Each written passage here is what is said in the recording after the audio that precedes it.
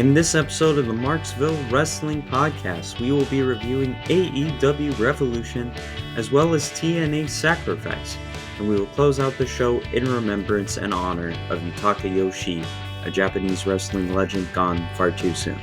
All that is to come on this episode of the Marksville Wrestling Podcast. We'll be right back after this. Looking for Marksville on social media? You can find us on Instagram at Marksville Wrestling, YouTube at Marksville Wrestling, and on Mastodon at Marksville Wrestling at MastodonSocial.com. Now back to the show. Well, hello and welcome to the Marksville Wrestling Podcast, the home of positive pro wrestling content. I'm Owen. This is episode 3. Appreciate you for tuning in. As always, we're going to go ahead and kick off the show with a review of AEW's Revolution pay-per-view, which took place on March 3rd, live from the Greensboro Coliseum. Going to keep this review relatively short, only because we are a little bit behind on AEW programming, and I'd like to kind of make sure we turn our focus to the newer storylines going on into Big Business, which, as I'm recording this episode, Big Business just finished. So that review of Big Business will go ahead and be live for you Sunday the 17th. And that will kind of take us into the next week of AEW programming, where we will kind of be back on track. So without further ado, let's go ahead and review this episode of this pay-per-view, which is AEW Revolution. I wanted to kind of skip the kickoff show only because I would say that 12-man tag team match was really kind of a TV undercard match that, in my opinion, did not really belong on the pay-per-view generally, but regardless, a kickoff show is better than the main card, so I'm definitely glad they put it there. Not saying it was a bad match. Obviously, people in this match are very talented. I just don't know if it really needed to be on the pay-per-view, considering it did absolutely nothing for storyline. And it really, I'm sure there are a little bit more, storyline situations that could have been covered on the pre-show. We haven't had the Dark Order on a pay-per-view for a while, so they could have gotten this spot. But regardless, the next kickoff show match was Chris Statlander and Willow Nightingale, continuing their storyline as a tag team with Stokely Hathaway in their corner. They defeated Julia Hart and Sky Blue. Also going to skip over this one, but that kind of continues the feud between these two teams. So again, this one made more sense because there was actually some storyline that really went into it. Obviously Chris Statlander, Willow Nightingale, Julia Hart, and Sky Blue are all great workers. So we got a great match out of that. But that's kind of all that ended up happening here. The first on the main card, I wanted to get into this match and give it kind of a fair amount of time. I know I said I'd keep this review short, but proportionally, I wanted to give this first match a generous amount of time, simply because it was, I know Christian Cage is a great champion. I know Daniel Garcia is a great wrestler. But this TNT title match, where Christian Cage defended against Daniel Garcia was, to me, it exceeded my expectations. I mean, I know both are great in the ring, but wow, this match, I thought it had everything, everything you would expect to see from Christian Cage as a heel, but it also had everything you wanted to see from Daniel Garcia as a fired up, aggressive babyface trying to make a comeback. And I don't think it was too gimmicky. I don't think the finish was gimmicky. I don't think it made Daniel Garcia look bad. Daddy Magic getting involved was a nice touch. The kill switch and all of that kind of interference was a nice touch. It eventually ends with Christian Cage getting the win, which I'd say most of us likely expected, because it is very, very, very likely that he's going to take on Adam Copeland again for the title, probably at the next pay-per-view, which would be Dynasty at this point. Maybe down the line. I mean, obviously I'm not the booker, so I'd have to see how they do go about this, but I think it's easy to sort of theorize that Copeland is going to end up taking that title off of Cage within the next one or two pay-per-views, if I had to guess. But yeah, I this was a great match. I'd give this match 4 stars solidly. I know I don't usually do match ratings, but I just that is how good I felt this match was. But Christian Cage ends up retaining, and Daniel Garcia just ends up kind of looking even better. Even though he lost, he looks really good. And I think they got to keep building this momentum because if he keeps playing this character and keeps wrestling like this, wow, he's going to be. I know he's already very popular with the fan base, but there are a couple skeptics like myself. I'll admit I wasn't super into Garcia for a little while. Um, these types of matches are going to make him super over with everyone, including the skeptics. So yeah, without further ado, let's get into the next match on the card. Eddie Kingston defending his Continental Crown Championship, which is made up of the AEW Continental title, the ROH World Championship, and the NJPW Strong Openweight title. Eddie Kingston retains these titles, and as a result, Danielson had to shake his hand. They still teased that he wasn't going to at the very end, but he did. Look, Eddie Kingston and Bryan Danielson, are both great in the ring. We know that. I think Eddie Kingston's one of the best baby faces we've had in a long time in wrestling, not in this company, but just in wrestling, because he's such a, relatable character. He barely has a character, if I'm being honest. He just kind of plays a, enhanced version of himself. But at the end of the day, he's someone that's very relatable. He's an everyman. He struggles with mental health. He has ups and downs just like all of us, and that's what makes him such a great popular force in the current AEW landscape. And so I don't discredit that by any means. I don't discredit Bryan Danielson being one of the top 5 wrestlers in the world right now.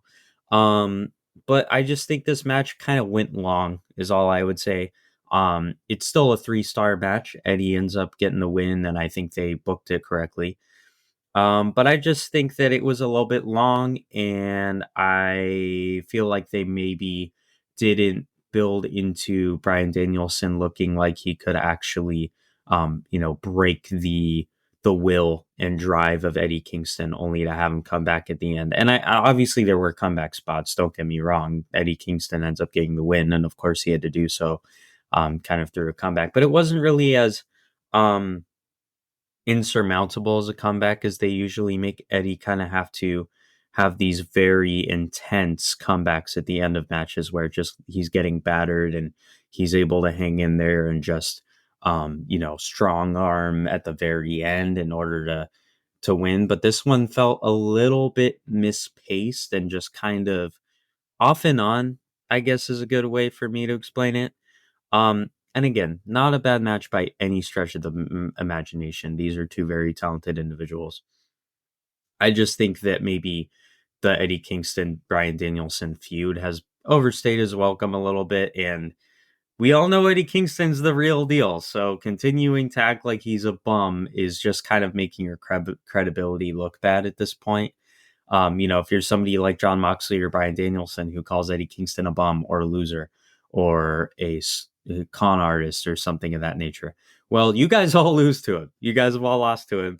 So you have no credibility saying that anymore. And it's hard for us to take you serious as heels at this point. And that's just my opinion. But again, good payoff. I hope they don't really continue the feud, but if Bryan Danielson maybe does a promo giving praise to Eddie Kingston, I think that would be a great way to wrap up the feud.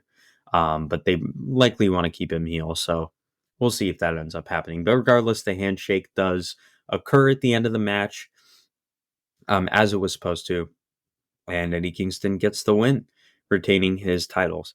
Next up on the match is on the card. Is a match that I really didn't look forward to in any case, and again, similarly to the Eddie Kingston versus Bryan Danielson match, wasn't a bad match by any means, but it was kind of a spot fest, and that's what big 4+ man matches are anyways, generally spot fests.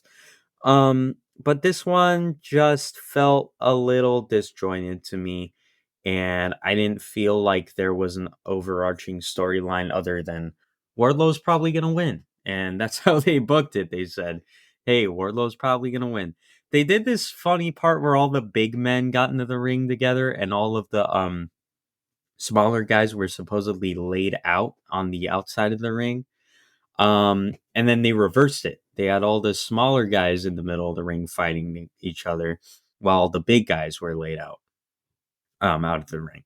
So, in order to kind of break it down, let me tell you who was actually in the match.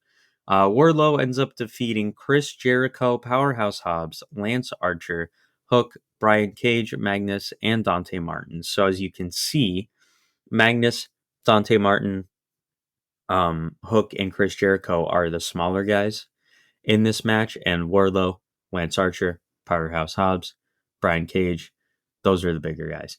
And they kind of kept those guys in fours for the beginning of the match. They kept them in groups, bigger versus, and I just thought that was kind of gimmicky. I thought it was a little unnecessary, I suppose, a little just amateurish, maybe. I still think it was a great match.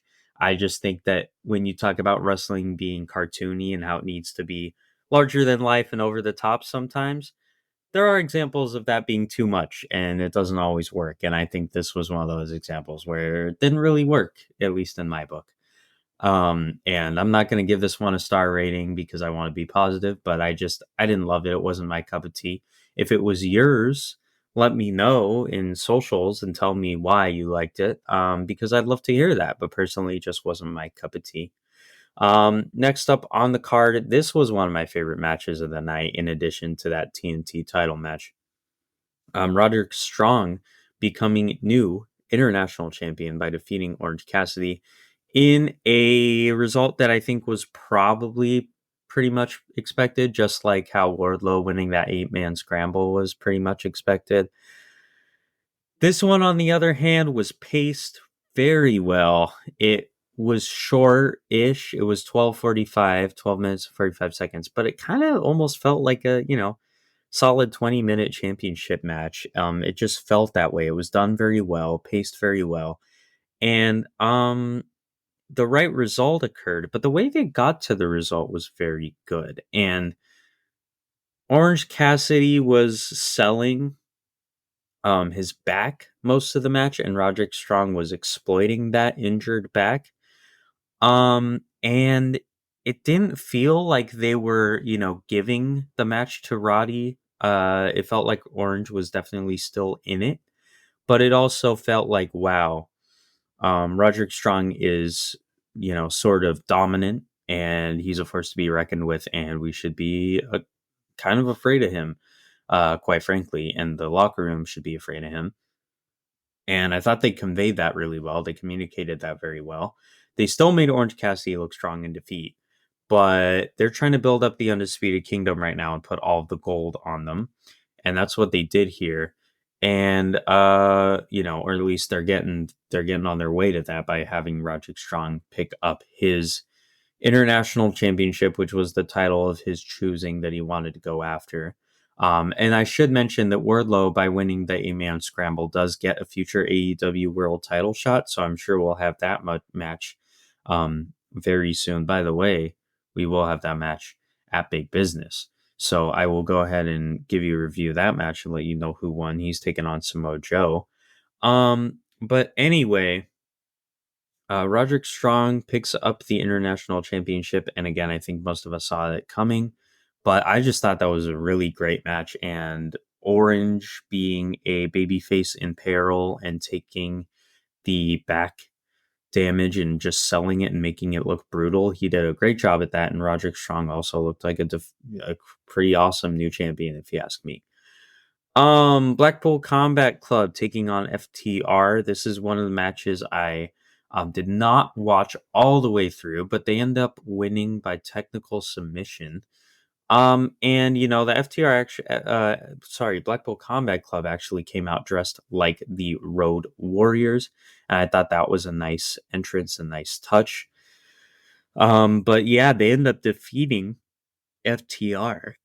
So we're gonna have to see how FTR go from here because I don't think a loss to the Blackpool Combat Club, a team who's pretty disparaging to their opponents, or at least tends to be. I'm not sure how FTR is gonna take that, and we're just gonna have to see how they bounce back from it. Um, Next up is Timeless Tony Storm defending her title successfully against Deonna Purrazzo. And I'll be honest, I thought they might change hands with the title. I thought they might give it to Purrazzo here. But it ends up staying with Timeless Tony. And again, didn't watch this one in full. As we get toward the end of the card, there are some, details and deficiencies that I have just because it was a it was a long show. It was a long show.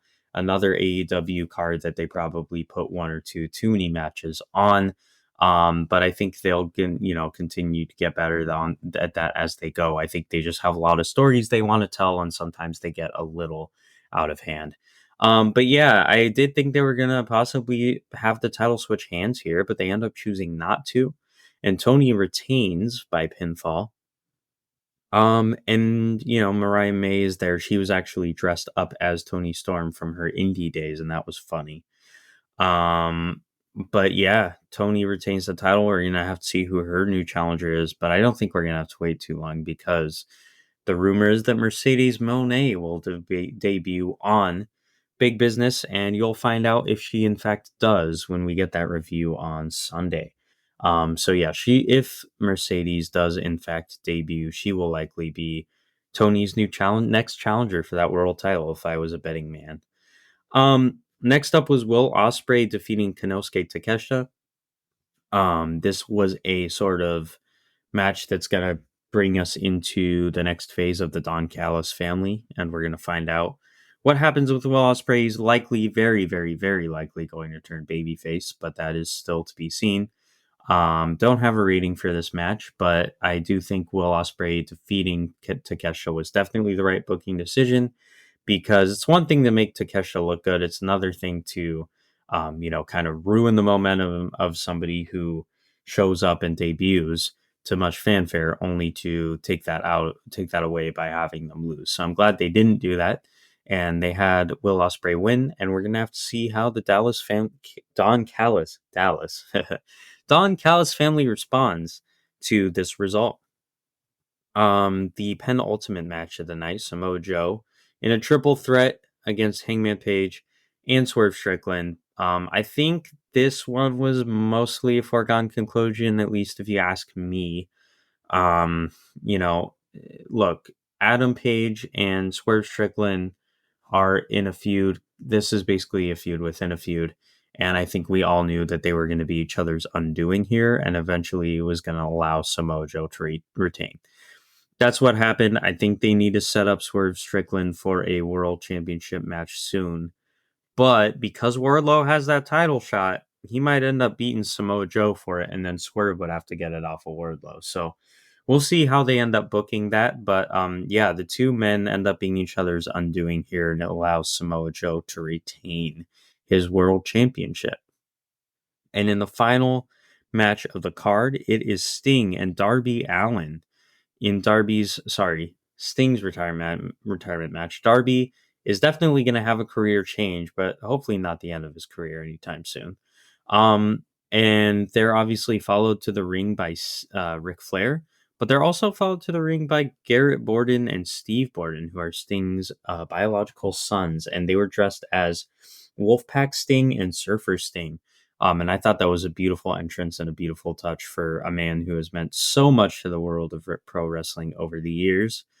And they end up getting the win over Matthew Jackson and Nicholas Jackson by submission, formerly known as the Young Bucks.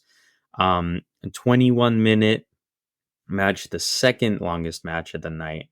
Third longest match of the night, followed by Will Ospreay versus Takeshita and BCC versus FTR, respectively. But yeah, a lot of high spots here, a lot of crazy, over the top, no DQ. This was a tornado tag, which means it's therefore a no DQ match. Crazy no DQ spots. Darby through a glass pane, which had some backlash on the internet, met with some backlash. But Sting and Darby just doing what they do best ever since they became a tag team in AEW, and Nicholas and Matthew Jackson playing great heels as they have been in recent weeks, and Sting getting a retirement match win as he should have. And Darby's gonna unfortunately have to figure out where he goes next from here. I'm sure he has a bright future. But if I were him, I'd be a little, worried and upset just because Sting is such a huge force and so important that if he was my mentor, I wouldn't be sure if I'd know how to continue without him. So, um, regardless of that, I'm sure we will find out. And Sting's sons getting involved in this match too was pretty special and a pretty intense, awesome, beautiful moment. So, yeah, Sting rightfully wins his retirement match. And that is the end of the AEW Revolution review. Go ahead and get into the rest of the show right after this. The Marksville Wrestling Podcast is brought to you by Patreon. Patreon.com/Marksville Wrestling is where you can find the podcast early before it drops on other platforms, and it is also the home of exclusive behind-the-scenes content, Q&As, and more. If you like the show and would like to support it, please consider doing so on Patreon. Again, that's patreon.com/Marksville Wrestling. Thanks for the support, and back to the show.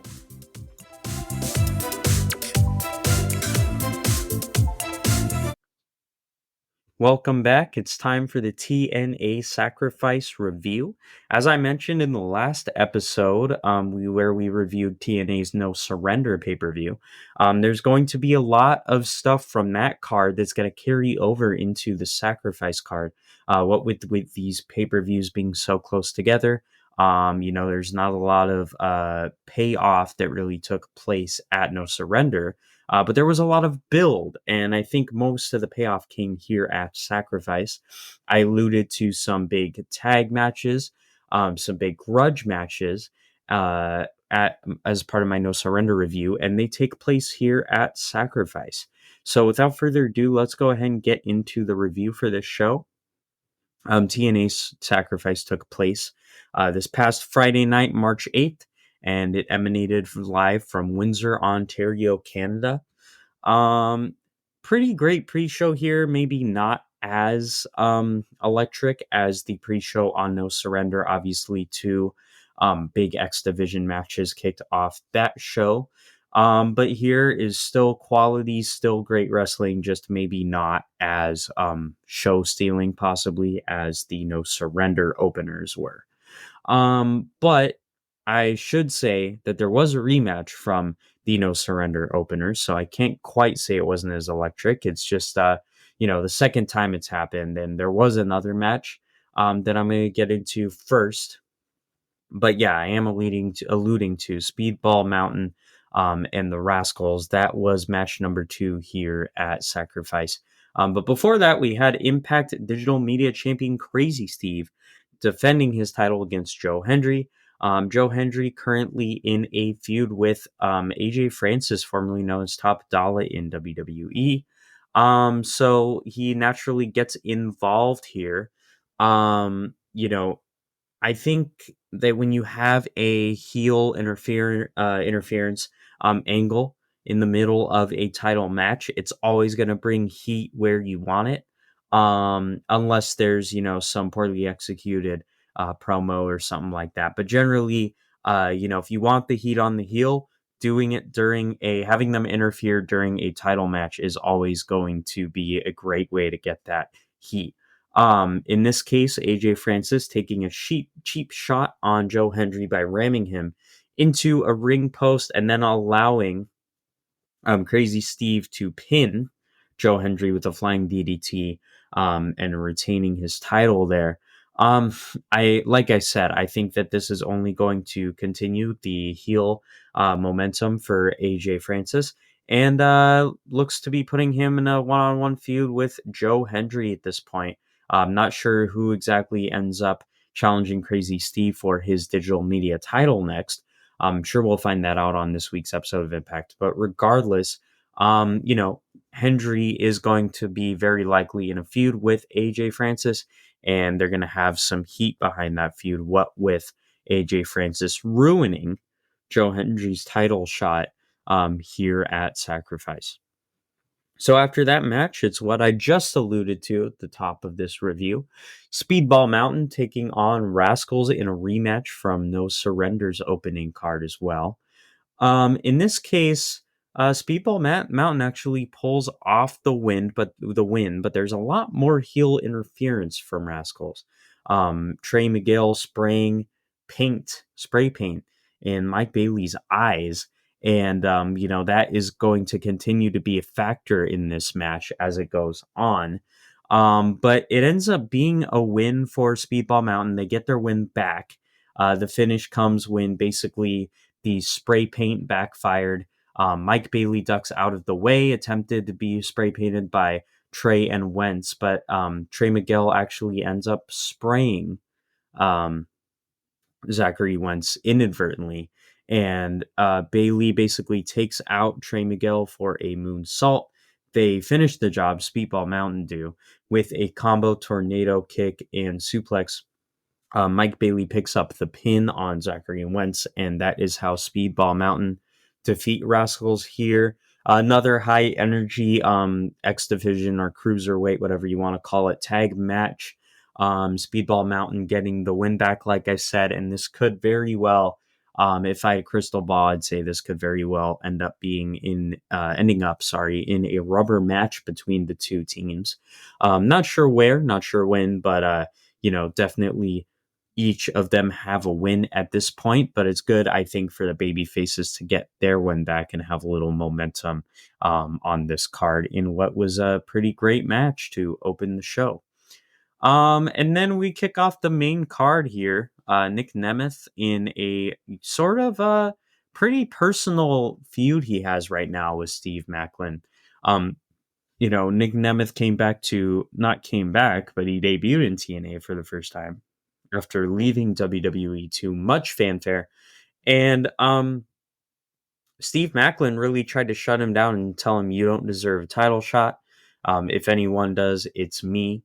And obviously, Nick Nemeth is a big deal right now, so he is trying to go right after Moose as soon as he can for that Impact World title. But Steve Maclin is really trying to get in his way and let him know that he deserves that spot rather than Nick Nemeth.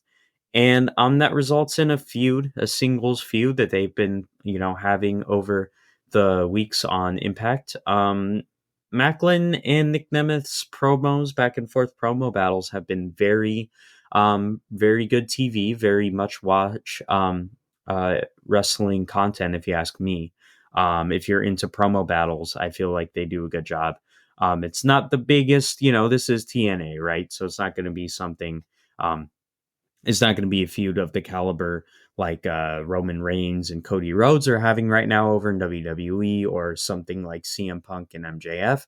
But it's still very serviceable, promo battle and feud, I think, overall. And this match here, Nick Nemeth ends up winning, which I think is the right choice. Because you need to build his momentum up, and unless you want to take the angle in the direction that no one would expect, and probably no one would really enjoy, if I'm being quite honest, then he needs to win here. Then, he needs to have momentum to take on Moose and eventually usurp Moose as the TNA World Champion, which I think is going to happen sooner than later. I think they're definitely building toward that. And I think Nick Nemeth with the world title would be a great, great choice. Great for business, great for the fans. And I think it's only a matter of time before that happens. Nemeth ends up getting the finish on Maclin with a Danger Zone, formerly known as the Zigzag in WWE. That Danger Zone did come after 2 super kicks, though, I should mention. So a lot of offense at the very end of the match to solidify the win for Nick Nemeth. And then this is something I alluded to in our review of No Surrender, which was the TNA World Tag Team Championship match. ABC, Ace Austin and Chris Bay, they retained their titles over at No Surrender, but this, their win and the win of Brian Myers and Eddie Edwards in their match resulted in Team ABC losing their tag team titles as Brian Myers and Eddie Edwards of the System end up becoming new tag team champions. And this results in the System holding a lot of the men's gold in TNA. Now, they don't hold everything at this point. They certainly don't hold every belt in the company, but they're still missing the TNA X Division title as well if they were going to hold all the men's belts. But regardless, TNA World Tag Team Champions Brian Myers and Eddie Edwards, they are your new champs. They defeat ABC, like I said, and they are now with Moose at the top of the card in the System. And so you can kind of tell that the System is running roughshod over TNA, and it looks like they're only going to get bigger and brighter as we continue through the card. Going to be a big heel force to reckon with, and Nick Nemeth, who again will likely be the man to dethrone Moose if I had to put money on it. He's going to have to fight an uphill battle to get through the System, and I just think that this is a really great booking decision to put the titles on the System. Ace Austin and Chris Bay are going to be great. They have the character, they have the gravitas of two men in the Bullet Club, and I think they'll be fine. I did mention this in the last review, but there's a lot of good hands in TNA who can kind of be dominant and can kind of be forceful without needing to hold a title. And I think this tag team, Ace Austin and Chris Bay, are kind of the same situation. They kind of exemplify that role. And I think that they're going to be just fine without the belts, if booked right, of course. But I think the System having the belts is definitely the right choice. And who knows, ABC might get a rematch at the next pay-per-view or possibly this week's episode of Impact. The finish comes here. Basically, Ace Austin is ready to kind of put the match back in the corner of ABC, but Alicia Edwards hooks his foot from running the ropes, and of course, Alicia Edwards, the spouse of Eddie Edwards. So there's some classic heel interference there. Brian Myers comes in and clobbers a roster cut lariat, and then Eddie hits a Boston knee party to pin Ace Austin and win the titles. So that is that match, that tag team title match. Those belts are changing hands, and again, I think that was a great decision to put those titles on the System. PCO defeats Big Con in a grudge match. This is a no DQ match, to be more precise. They have chairs, trash cans, cookie sheets, tables, all that fun stuff. And as this was a no DQ match, I'm sure that was a given. But PCO doing what he does best, and that is no DQ matches, making an old man look incredibly athletic during no DQ matches, kind of similar to what Sting did in AEW before he retired. PCO just kind of is a freak of nature at this point. What with his longevity and ability to do crazy spots like this, and not only do them, but to make them look good.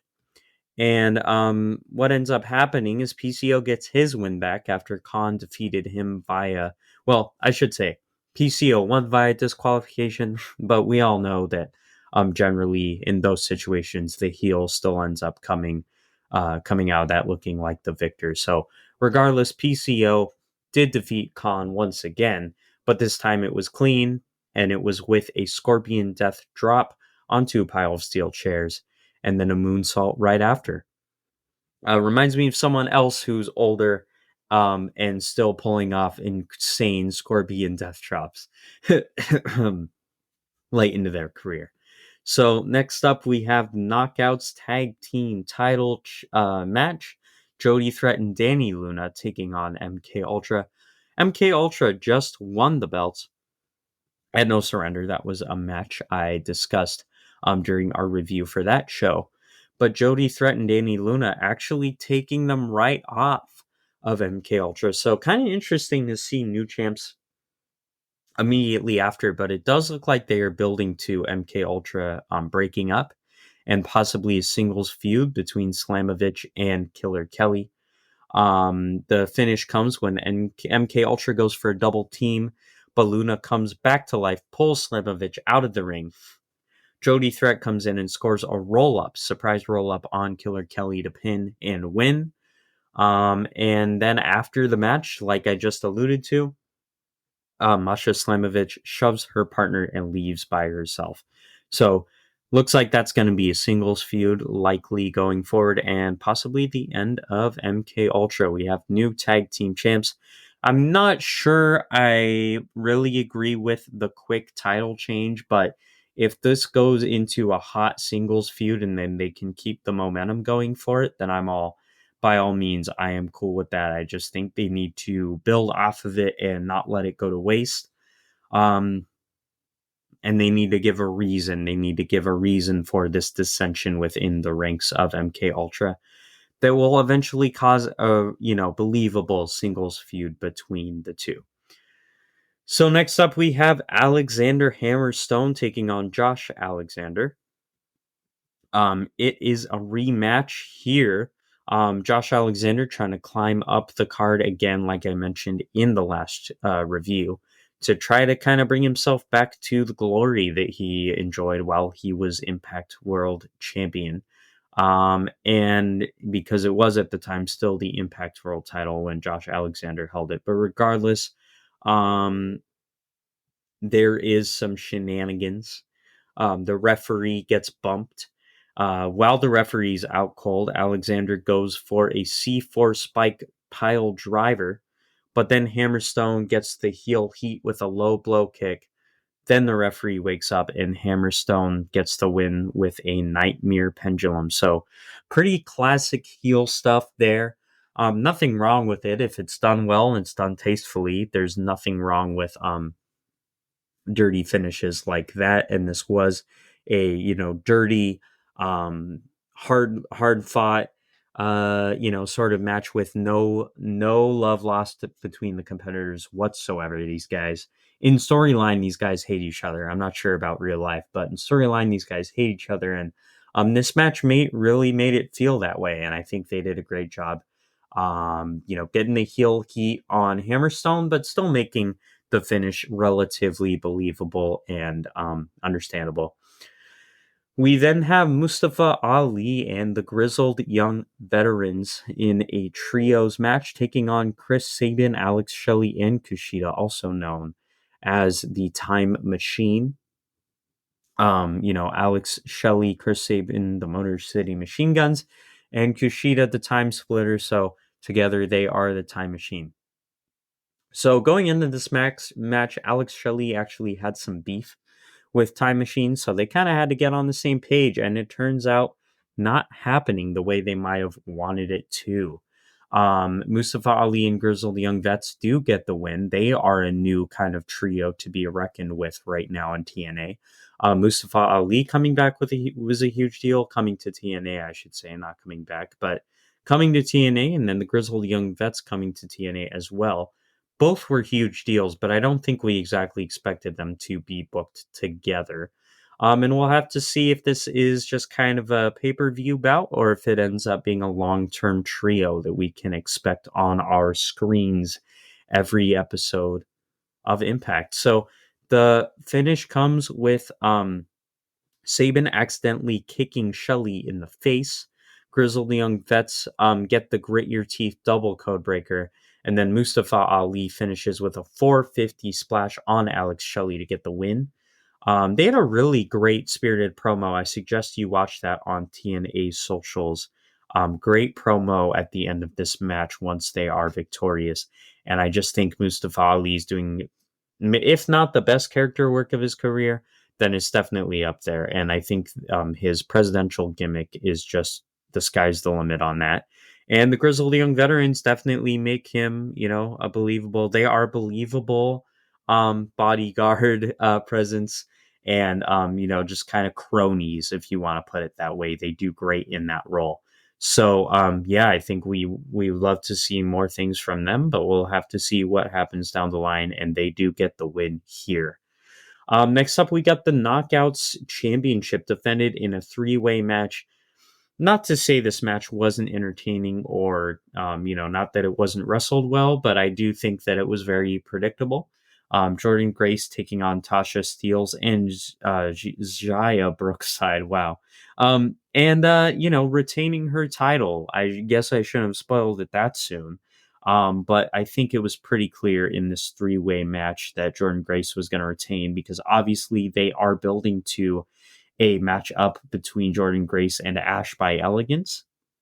Ash by Elegance, formerly Dana Brooke in WWE. She is involved at ringside, not directly in the match though, chugging champagne at ringside, but ending up leaving when there was some action that spilled out of the ring and near Ash by Elegance. She ends up leaving in a huff. The finish comes when Jordan Grace, gets a Juggernaut driver on Brookside. And I think they're going to continue booking Ash by Elegance and Jordan Grace to, be a, big women's title match down the line. Not sure when, not sure where, but I do know that that's what they're going to book. And again, not a bad match by any means, but I think similarly to the men's world title picture between Nick Nemeth and Moose and their upcoming feud, there's a similar thing going on here with Jordan Grace and Ash by Elegance. So this match, in that sense, was really a foregone conclusion.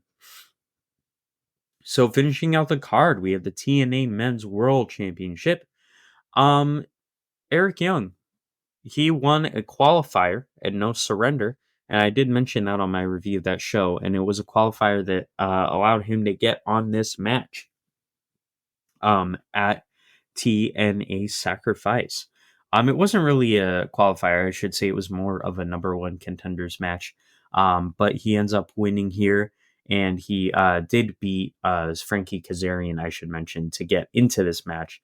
But he ends up taking on Moose. But again, similarly to the Jordan Grace situation, I think you can tell who's going to win because it has already been telegraphed who the champion will be facing next. Eric Young ends up losing to Moose, but there's a little bit of a schmaz finish here. So basically what happens is Eric Young hits a pile driver on the apron, a pile driver on the floor, and a Canadian Destroyer. But then Brian Myers and Eddie Edwards of the System come down to the ring, pull the ref out of the ring. The referee ejects the System, as he should. Brian Myers and Eddie Edwards are ejected from the ring. And then a crew member, one of these staff members that they kind of use in schmaz finishes to disguise, ends up being Frankie Kazarian, who lost to Eric Young. So he has some motivation here to get involved in this match.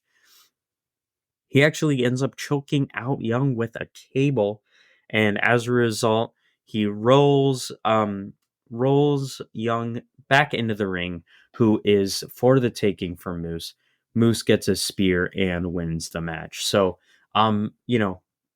predictable match, but I would say a less predictable finish, if you ask me. I don't think a lot of people might have seen Frankie Kazarian getting involved on behalf of the System, and who knows, this could result in Frankie Kazarian becoming a full-fledged member of the System, and I guess we'll just have to wait to find out. But I would argue it's likely less about being a part of the System and less about being aligned with Moose, and more about him just wanting to get revenge on Eric Young for costing him his title match. He probably feels betrayed, or, like he lost his one chance and now he has to take everything out on Eric Young. So I think that that's likely what it is, but who knows? It could end up having Kazarian become a member of the System, align himself with Moose and Brian Myers and Eddie Edwards. And I will say that right now the System is just three guys, Alicia Edwards as well, but just three guys, one tag team and one world champion. And I think they could stand to use another singles guy. Maybe Frankie Kazarian ends up joining the System and winning the TNA X Division title. And I think that would be a great booking decision. But also, you don't want to take the momentum off of Mustafa Ali right now. So they'd have to book that right. But we'll have to see. I think the System is getting closer and closer to being booked like your Bloodlines or your Undisputed Eras or any of these factions that were dominant in their time where they hold all the gold, um, you know, your judgment days, whatever it might be. I think that's kind of how they're building the system. And having somebody like Frankie Kazarian in their ranks would help them do that. So I guess we'll have to see how that plays out. But again, it could have just been revenge on Eric Young. Could end up in a personal one-on-one feud, and it might have nothing to do with the system at the end of the day.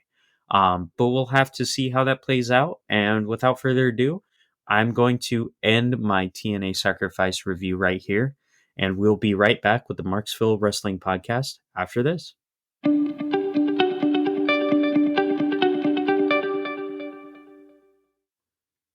Welcome back. I appreciate you all for listening to the Marksville Wrestling Podcast, as always. But before I close out this episode, I wanted to pay tribute to Yutaka Yoshie, a Japanese wrestling legend who unfortunately left us over the past week. I think it is important to kind of explain the career and history of Yoshie because a lot of people are not familiar with him outside of Japan.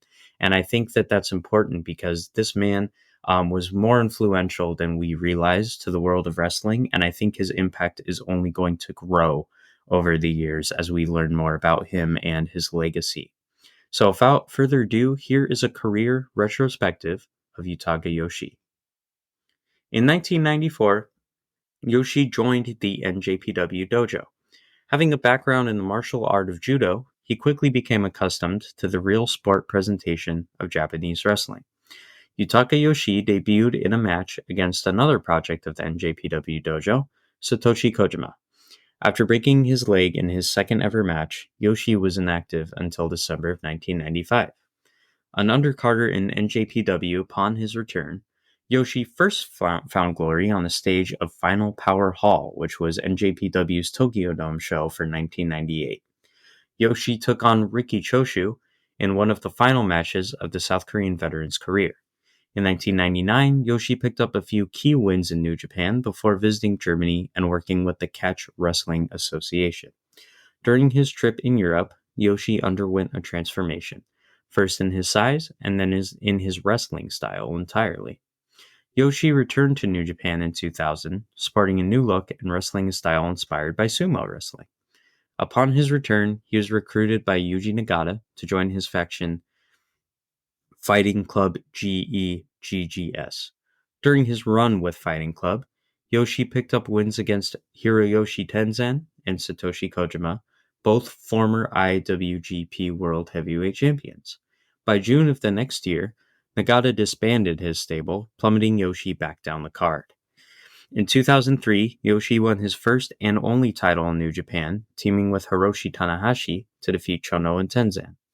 As a newly crowned IWGP World Tag Team Champion, Yoshie would go on to defend the titles with his partner for 6 months before dropping them to Tenzan and his new partner, Osamu Nishimura. In January 2006, Yoshie opted not to re-sign with New Japan, instead becoming a full-time indie wrestler. Starting his post-NJPW career in Pro Wrestling 01, Yoshie formed a tag team with Steve Corino. In February 2006, Yoshie and Corino began a 4-month reign with the NWA IC tag team titles before losing them that June. For the rest of 2006, Yoshie worked with All Japan Pro Wrestling, where he wrestled in the Champion Carnival. In 2007, Yoshie won the Dragon Cup in Muga World Pro Wrestling, and in 2008, Yoshie made his return to New Japan, appearing in Wrestle Kingdom 2 at the Tokyo Dome. On the same card, Yoshie wrestled in an 8-man tag team match, picking up the win for his team via pinfall. Later in the same year, Yoshie tagged with Manabu Nakanishi in the G1 Tag League, losing in the semifinal. The team had another unsuccessful bout that December, losing to the Most Violent Players in a match for the IWGP Tag titles. In February 2010, the man known as Pink Strong Machine won his debut match in Pro Wrestling Noah. Between 2010 and 2012, Yoshie would have returns in both New Japan and All Japan Pro Wrestling before suffering a fractured ankle that left him out of action until 2013. In 2015, the sumo skill set that became associated with him later in his career finally came full circle when he formed a tag team with sumo legend Akebono. The team won gold together and reigned for less than 2 months as the AGPW World Tag Team Champions. Yoshie's last major championship came in 2018 when he and Shogun Okamoto won the NWA IC Tag Team titles. Sadly, on March 10th, 2024, Yoshie collapsed in the locker room after a match for All Japan in Takasaki. He was rushed to the hospital and passed away. The cause of death was later announced as arteriosclerosis. A consistent hard worker who never reached the spotlight he truly deserved, the Pink Strong Machine was a beacon of hope to wrestlers who wanted to subvert expectations and stereotypes. He was also incredibly multi-talented, and we will likely never again see a wrestler who is able to blend tag team wrestling, judo, and sumo wrestling flawlessly into a winning combination. Rest in peace, Yutaka Yoshie.